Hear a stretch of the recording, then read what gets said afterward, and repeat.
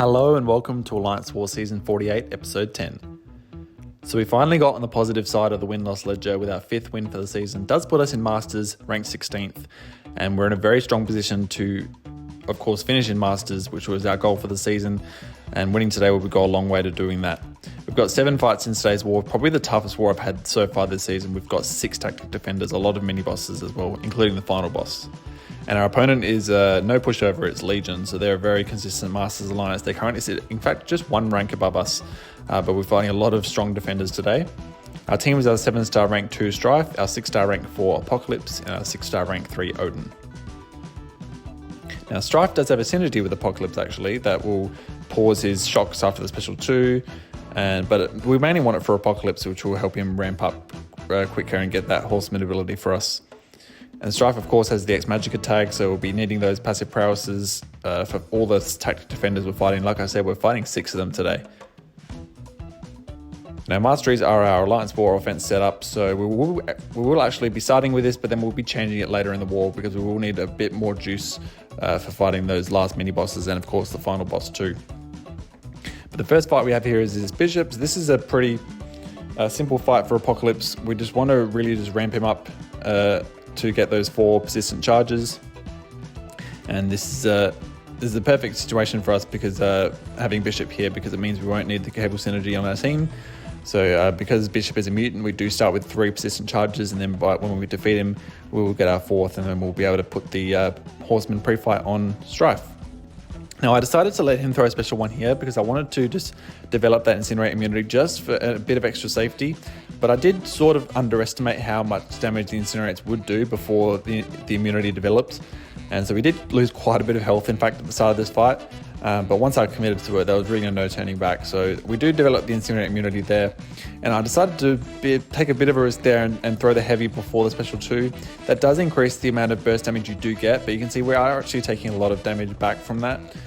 From the overload, but when he throws the special 1s here, there's no danger of us getting incinerated now, so we can comfortably stay close to him.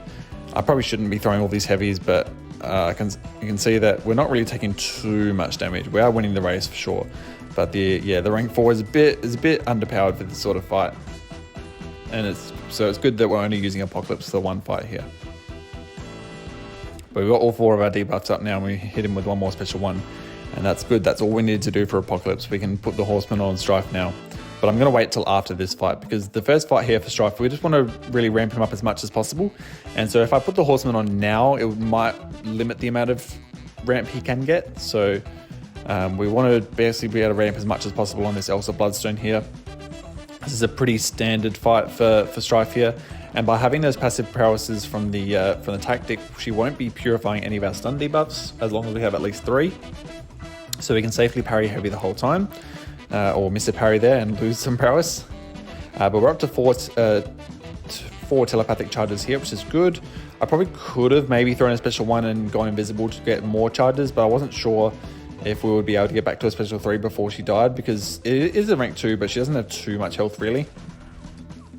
And she was being a bit stingy with her specials. You can see we're actually getting back to the corner here, so I decided to throw a couple mediums there, but I really wanted to get her really out of my corner because we don't want to cop a special 2 into the face, or heavies in the corner, too many heavies. So I decided to throw a special 3 here just to get her out of my face really. I could have definitely got more persistent charges. We're only up to 11 in total now, but it's it's better than nothing. And I definitely could have got more had I gone for the special 1, I think, although we might not have been able to get to the special 3 in time, like I said before. She's actually at a special 2 now, but luckily we don't take too much damage from it. I'm definitely getting better at using Stryfe for this sort of tactic here. So we get a couple of hits into block, which is good there. We get extra prowess. I'm definitely not going to be able to get to a second special 3 here, although we were definitely close, because in fact I might have got to a second special 3. I decided to parry a few of these hits here to try and get a bit of extra power and get a few more hits into block. 1 more heavy there gets it down to 5%. You can see we're very close to special 3 here. We just had to block a few more times. I'm being very risky here because we're only at 4 charges, but the special 3 will give us an extra 5. So we actually do get to a special 3 in time. and that will finish her off. But we got 20 charges from that fight, and for an opponent that has not much health, and for an unduped Stryfe, I think that was pretty good, getting 20 charges on a path fight here. So it's definitely the perfect start for Stryfe here. So into section 2 now, we're on path 9. We're actually just taking the one fight here on path 9, and this is Baron Zemo. We have actually died to this fight earlier in the season, and that was just really because I underestimated all the block damage he was going to do to us. And this also has power focus too, so we don't want to obviously really bait many special 2s out. We want to just bait special 1s out. And really, just apart from that, just nuke him down as quickly as possible. We do have the Odins on this time. I don't think we had Odins on last time. So we also put the Horseman on this time. So we do have pretty much full resistance, well, not full resistance, but 90% resistance to shock and bleed. I could have blocked the last hit of that special 1, and that would have put a permanent bleed on us, which would have been permanent healing, but I decided to just play it safe and dex it. You can see we do have 2 disorients on us. He has a special 2 now, so I decided, well, I don't want him to throw a special 2, and in fact he does. And we didn't lose too much health. In fact, it wasn't definitely could have been way worse. But here I'm trying to get to a special 3, really, so we can just nuke this guy down as quickly as possible. And we want to basically stay high on prowess as well. We're only up to 4, down to 3. I'm trying to get him to throw a special 1, but he doesn't want to. I tried to throw some hits into block there, but he just let his guard down at the last second. He's really not being very kind to me at the moment. He finally throws that special 1, but we only have 2 prowess on us. But I decided to get one more heavy in there. At this point, I decided I'm just going to finish off with a special 3. He almost sidestepped me there. He almost dexed and then countered with a light, which would have been very annoying. But luckily he didn't. Get a few hits in the block there, up to 3 prowess. Definitely want more. But we only have 2 persistent charges. We're definitely not going to be able to ramp too much in this fight. But that's far more preferable than dying. But yeah, we're dexing a lot here, just trying to bait out these special 1s. But it's definitely a lot better than throwing a special 2. I missed the heavy there, so I decided, because I missed that, I didn't want him to punish me, so I decided to throw a special 3. And I was pretty confident that this would finish him off.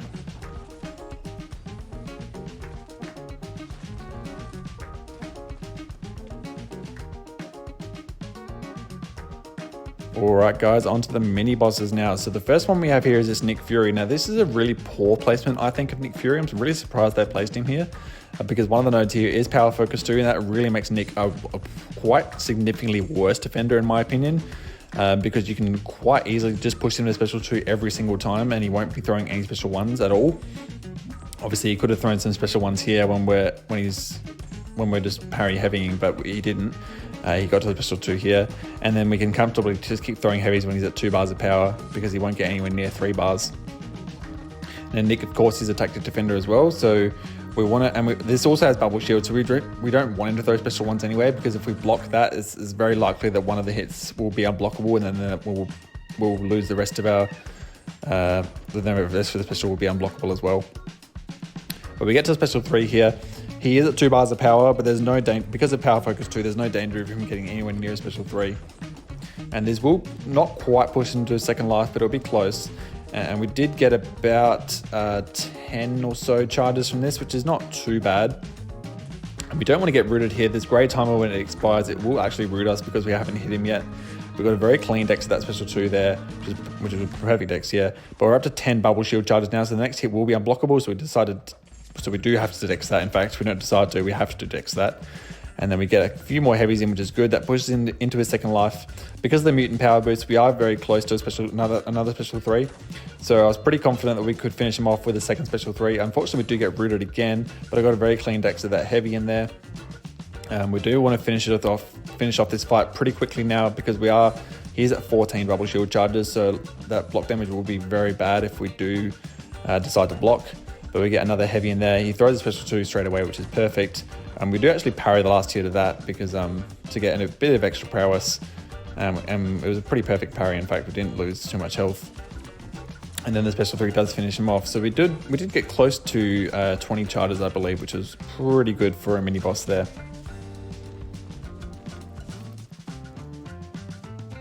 And then after that, we actually did a little mastery change. I probably could have done all of this in one after the next fight. But here we're actually just taking away some 3 of our points in inequity, because we are going to need those 3 points for our offensive tree later on in the war. But I'm just taking these 3 points in inequity out now. So we are going to have 3 less points than normal for this next Kingpin fight here. Yeah, so this Kingpin, this is a hazard shift fight. So this is the shock and incinerate. So because we have the Odin pre-fights on us, we're pretty much resistant to shock completely, but we're not resistant to any incinerate at all. So we do have to be careful that we don't hit him too much during the incinerate phase. And the good thing is, of course, because of the attacker tactic, sorry, when we have the tactic prowesses on us, we have 6 of them at the moment. Each one reduces purify ability accuracy by 34%, which normally would be great, but we do have a guidance boost on just in case for this fight. Mostly because of insult to injury. In fact, we do, and for the extra damage, we don't want to obviously miss a parry and then get comboed to death. You can see he actually has a lot of prowesses from aggression prowess because he's just not throwing the special ones. You can see he's up to 15 prowess. So I don't really want to push, well, I definitely don't want to push him to a special 2. I'm quite comfortable at dexing it. I can dex it probably like 85, 90% of the time, but there is definitely a lot of danger involved, especially when he has 20 prowess. There's definitely a lot of stress involved if he does do a special 2 with 22 prowess now, in fact. But we got another parry heavy there. We're just trying to bait special ones now out. Obviously with the raged, he has 7 rage, so each one does give him a bit of extra combat power rate, which is not great, but we're definitely doing really well here. We're playing it very safe, very slow. Got a nice light whiff and then into a heavy there just to get a bit of extra reach. We're staying very high on our prowess. We're on 7 still. He has 30 prowess of his own. We've got a striker into a heavy here, so we're actually only at 6 telepathic charges. We've been really unlucky with getting telepathic charges, in fact, in this fight. But we're at 7 now, so I definitely want to just finish off this fight with a special 3. We're taking a little bit of incinerate damage. It's not the end of the world, but we throw a few more hits into block, and I was pretty confident that a special 3 could finish him off now. I think I might be decided to get one more heavy in after this special, and yep. And this special 3 will finish him off. And I did get, 12 persistent charges from that. So we're up to 59 persistent charges now, heading into the next mini bosses. So after this fight, we actually decided to keep changing our masteries. We want to actually put on double edge and recoil. That will really boost our damage and also put a bleed on us, but we won't be taking really much damage from that at all because of the horseman pre-fight. So the next one we have is this Killmonger. So this is on node 46. So I've taken plenty of Mangogs here this season and also an Adam, I think, but it's the first time we've seen a Killmonger here. Very dangerous, very potentially dangerous fight. We do have an invulnerability boost on because this guy can easily get to a special 3.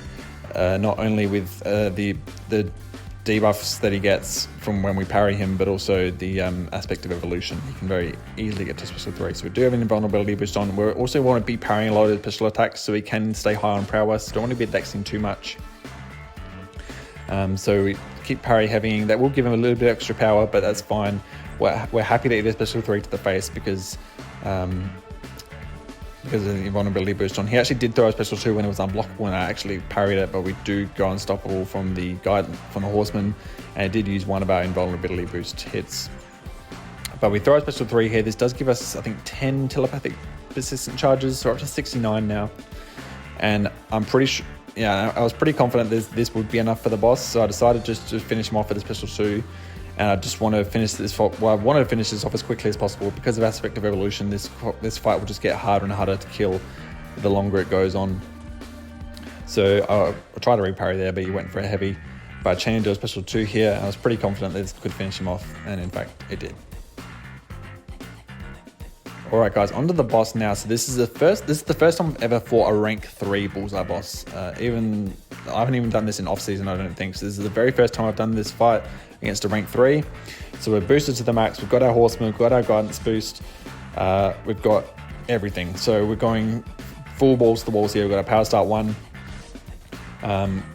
Unfortunately, he parried us. Our medium attack. So we actually took quite a bit of damage there. He threw the special 1.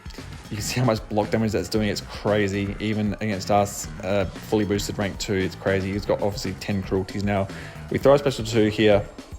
We really two nice crits. So we got almost back to a special 3, or actually chained straight into a second special 2, but unfortunately none of these hits crit, so we barely get anywhere near a special 2 again, because I knew that one more special 2 was probably going to finish him off here. He throws a special 1, we're down to 31%. We let the killer instinct wear off, even though we can ignore it with our mediums. We throw a double medium here because we can't evade the mediums. He throws another special 1, we get down to about 10% now. We don't want to dex too much because of the bleeds he inflicts. We chain into another special 2. In fact, we throw a striker first and then a double medium into a special 2. But unfortunately, just like the last special 2, none of these hits crit. That if one hit of those crit, it would have finished him off. We intercepted him into a special 1 and we intercepted him again, and that does finish him off. So it was a very clutch finish there. And yeah, 7 solos for this war. It was very clutch. I'm very happy with my performance. But that's going to do it for me today, guys. Hope you enjoyed, and I'll see you in the next one. Peace out.